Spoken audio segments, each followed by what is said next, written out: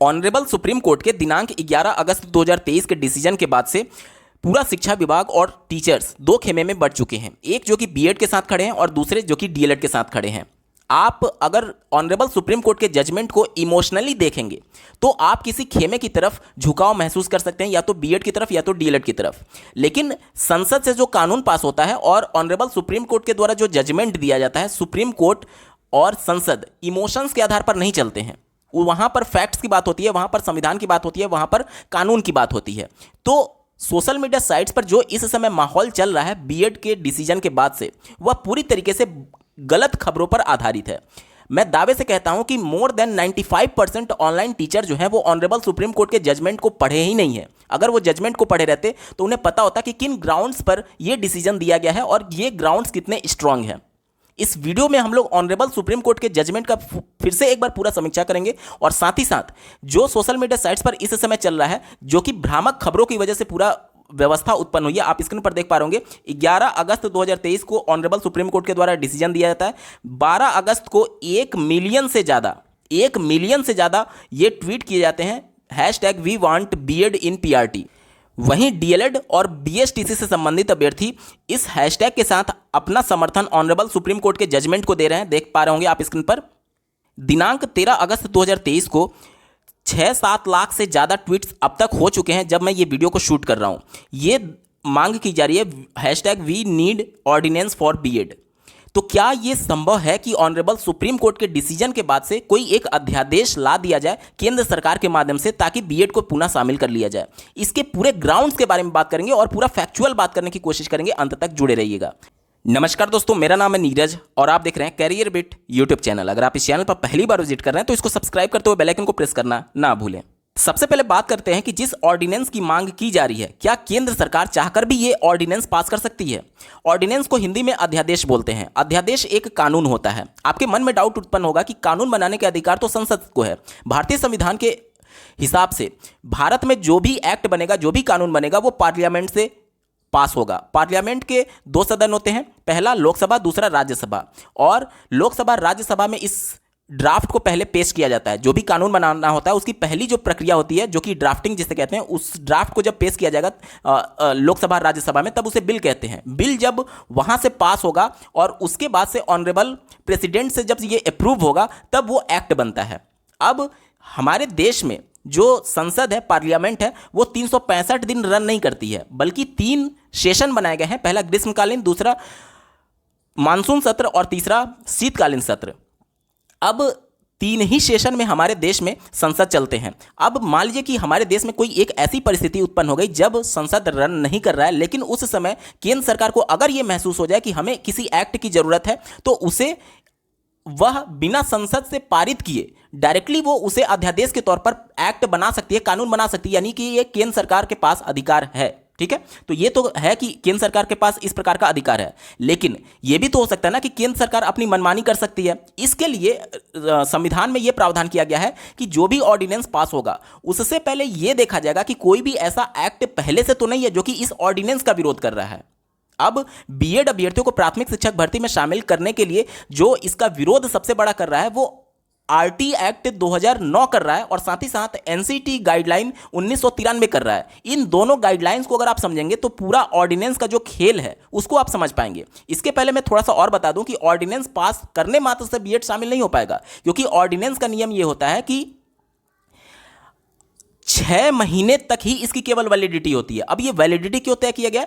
जैसा कि आप जानते हैं कि कानून बनाने का अधिकार सिर्फ और सिर्फ पार्लियामेंट के पास है और किसी स्पेशल कंडीशन में ही ऑर्डिनेंस पास किया जा सकता है। अब चूंकि ये ऑर्डिनेंस पास तो कर दिया गया, हो सकता है कि ये किसी के दबाव में किया गया हो या फिर हो सकता है किसी तानाशाही की वजह से किया गया हो। इसलिए पार्लियामेंट से फिर इसे ड्राफ्टिंग करके फिर इसको पेश किया जाएगा बिल के तौर पर, और अगर वहां के दोनों हाउस से ये पास होता है और प्रेसिडेंट के सिग्नेचर होते हैं, तब जाकर के ये कानून का रूप धारण करेगा। यानी केवल ऑर्डिनेंस पास करने से लाइफ टाइम के लिए ये वैलिड नहीं होगा, सिर्फ 6 महीने के लिए। और 6 महीने इसलिए होता है क्योंकि भारतीय संविधान में यह लिखा गया है कि जो संसद चलता है, जो 3 सत्र मैंने आपको बताया, उनमें से किन्हीं भी 2 सत्रों में अधिकतम 6 महीने से ज़्यादा का गैप नहीं होना चाहिए। यानी कि मान लीजिए कि आज सेशन समाप्त हुआ और अगले 6 महीने से पहले वो सेशन फिर शुरू हो जाएगा। यानी कि ये मान लीजिए कि आज मैंने ऑर्डिनेंस पास कर दिया एज ए सेंट्रल गवर्नमेंट, तो मुझे 6 महीने के बाद जब फिर से सेशन शुरू होगा पार्लियामेंट में, तो इस ऑर्डिनेंस को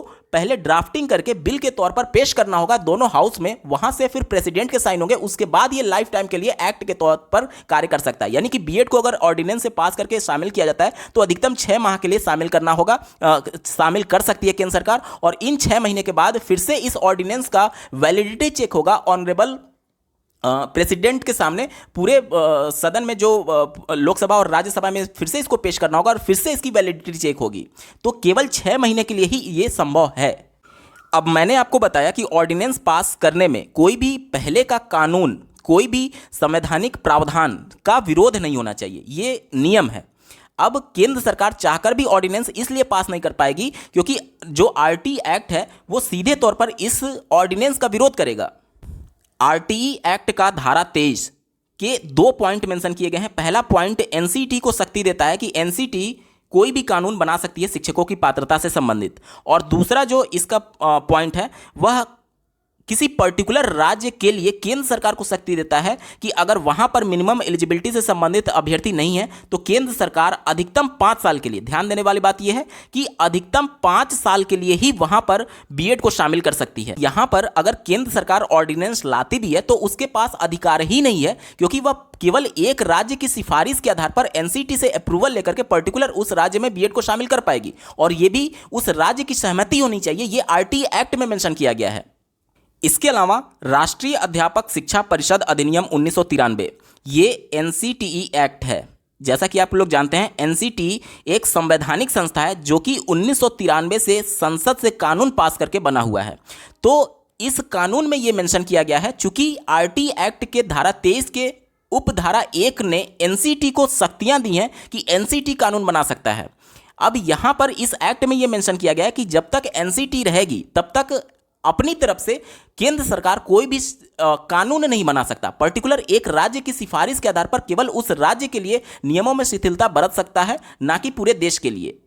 तो अगर केंद्र सरकार ऑर्डिनेंस पास करना चाहती है, इसके संबंध में कानून बनाना चाहती है, तो सबसे पहले केंद्र सरकार को इस एनसीटी को भंग करना होगा, क्योंकि एनसीटी जब तक एग्जिस्टेंस में है तब तक केंद्र सरकार चाहकर भी अपनी तरफ से कानून नहीं बना सकती। ये एनसीटी एक्ट में लिखा गया है, और एनसीटी को भंग करने से पहले आपको आरटी एक्ट 2009 के धारा 23 के अंतर्गत एक पॉइंट में जो मेंशन किया गया है उसके अंतर्गत उसमें परिवर्तन करना होगा।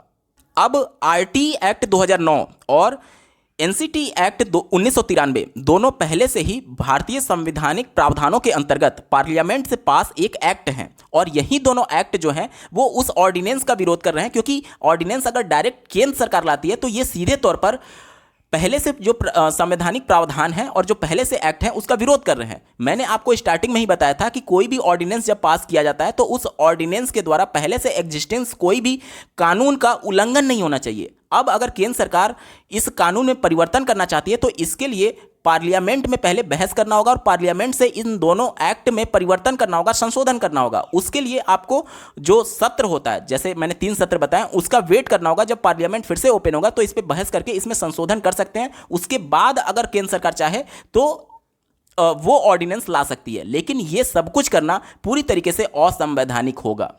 ये मैं नहीं कह रहा, बल्कि ऑनरेबल सुप्रीम कोर्ट ने अपने पूरे जजमेंट में लिखा है। जजमेंट के पेज नंबर 44 पर जब आप जाएंगे, जब ऑनरेबल सुप्रीम कोर्ट अपने जजमेंट को कंक्लूड कर रहे थे, यहां पर उनके द्वारा साफ शब्दों में मेंशन किया गया है, by including BEd as a qualification for teachers for primary school the central government, यानी कि केंद्र सरकार के बारे में उन्होंने टिप्पणी किया है, has acted against the provision of constitution and laws, यानी अगेंस्ट यानी विरोध में, किसके?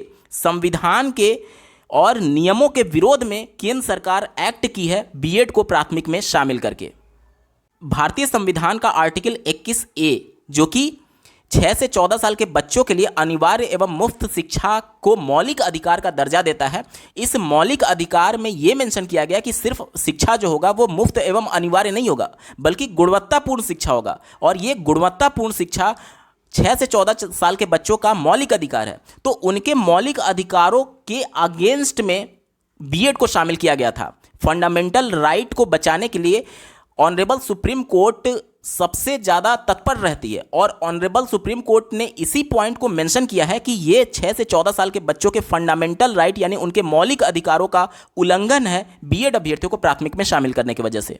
45वें नंबर पेज पर जब आप जाएंगे तो यहां पर ऑनरेबल सुप्रीम कोर्ट ने अपने जजमेंट में साफ शब्दों में लिखा है कि जो एक्सरसाइज एनसीटी को प्रोसीजर को फॉलो करना चाहिए था 28 जून 2018 के इस नोटिफिकेशन को लाने से पहले, वो प्रोसीजर वो एक्सरसाइज एनसीटी ने नहीं किया।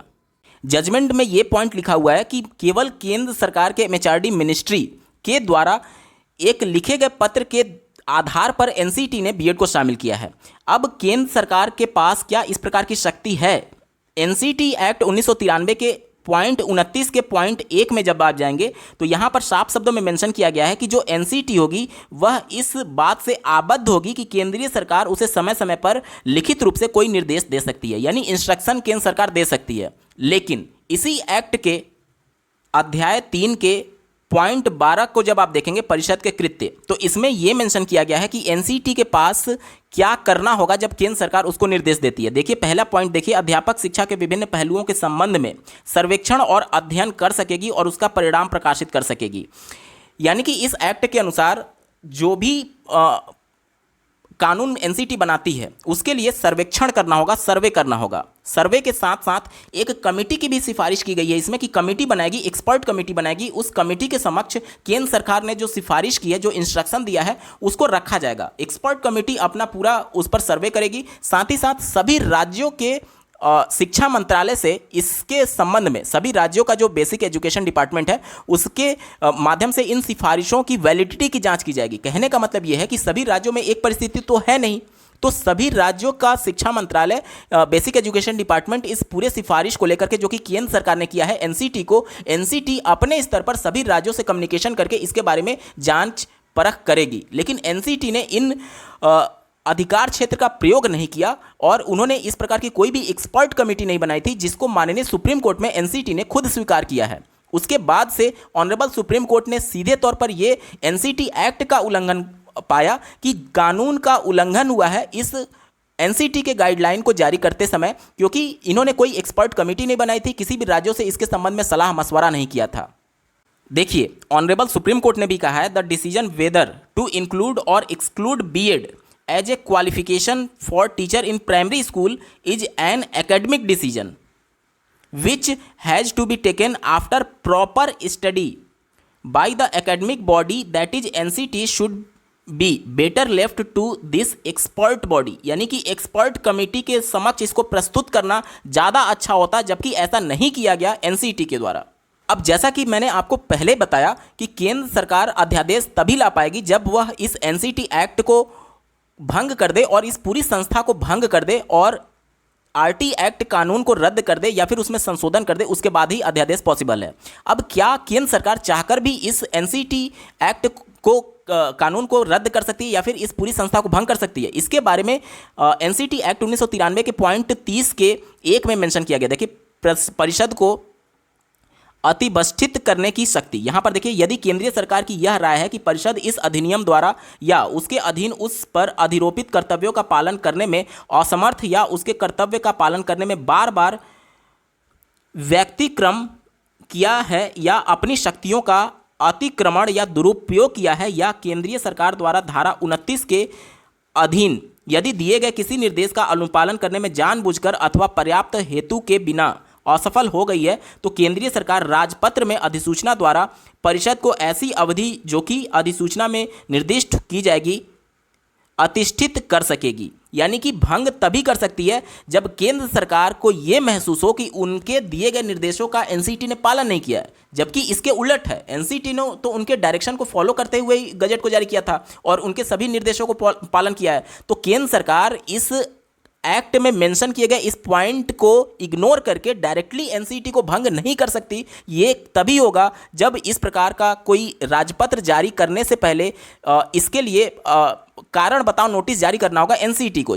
देखिए यहां पर मेंशन किया गया, परंतु केंद्रीय सरकार उक्त उपधारा के अधीन अधिसूचना निकालने के पूर्व परिषद को यह हेतुक दर्शित करने के लिए उचित अवसर देगी कि उसे क्यों ना अतिष्ठित कर दिया जाए और परिषद के स्पष्टीकरण और आक्षेपों पर यदि कोई है विचार करेगी। यानी कि उनको कारण बताओ नोटिस जारी करना पड़ेगा और उस नोटिस के आधार पर फिर केंद्र सरकार फैसला ले सकती है। तो इस प्रकार का तो कोई उल्लंघन एनसीटी ने किया नहीं है और साथ ही साथ केंद्र सरकार चाहकर भी एनसीटी को भंग नहीं कर सकती, इस एक्ट में मेंशन किया गया है। देखिए अब पूरे साइकिल को समझिए कि ऑर्डिनेंस लाने में प्रॉब्लम क्या है। प्रॉब्लम यह है कि आरटी एक्ट के धारा 23 के उपधारा 1 के अनुसार एनसीटी को ही अधिकार है कोई भी कानून बनाने का प्राथमिक स्तर की शिक्षक भर्ती के लिए, केंद्र सरकार के पास नहीं है।